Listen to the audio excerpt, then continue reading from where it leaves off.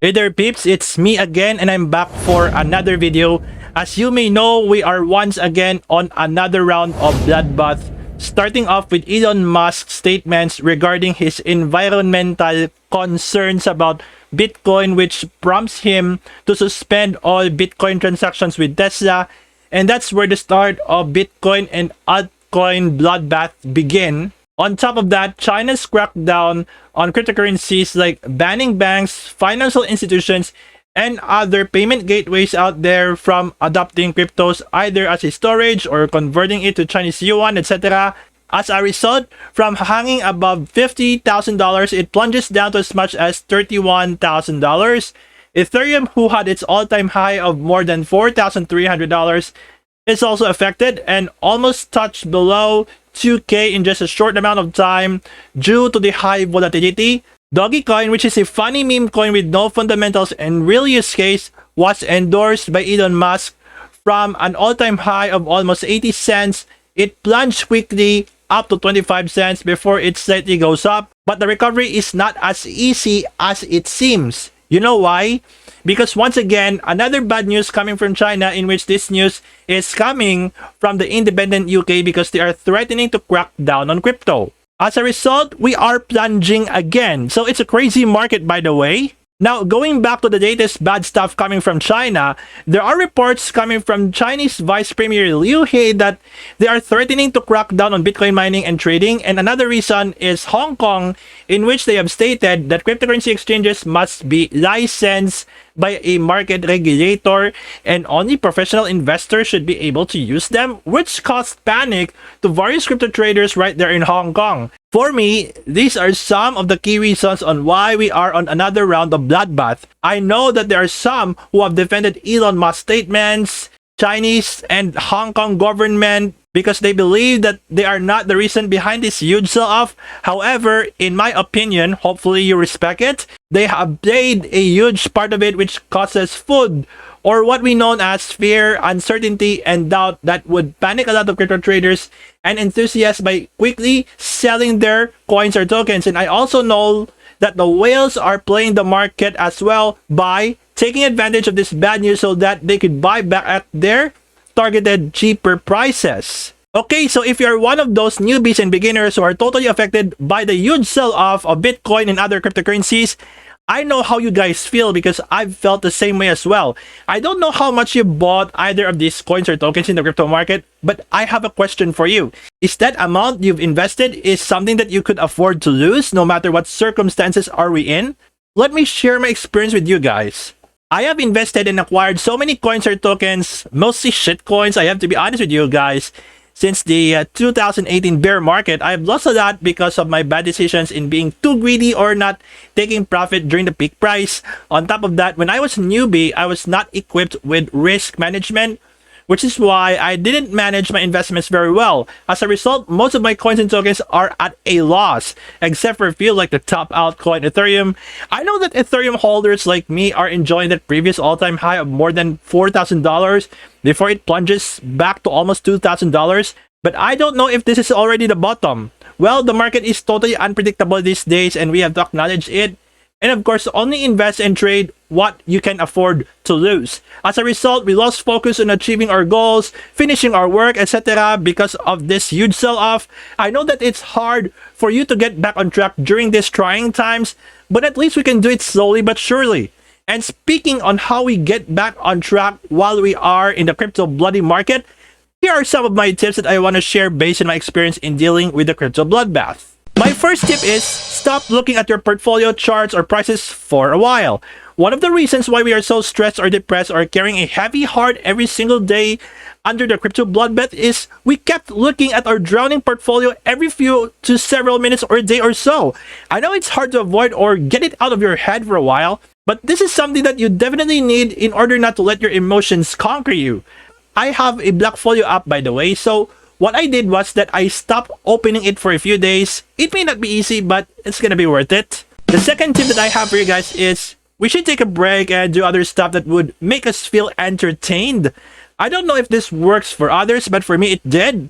You know what I did during the crypto bloodbath? I just stopped looking at the charts like I have mentioned earlier, and I entertained myself by watching Netflix, HBO Go, and YouTube clips, playing video games, etc. Or we could go out like walking, outdoor biking or so, but of course it depends on the rules of the country you are in due to the ongoing COVID-19 pandemic. I even play with my favorite cat as a stress reliever. For me, this works, but of course, doing this just for a day won't be enough. Make it a few days or so. Don't let your emotions win over you.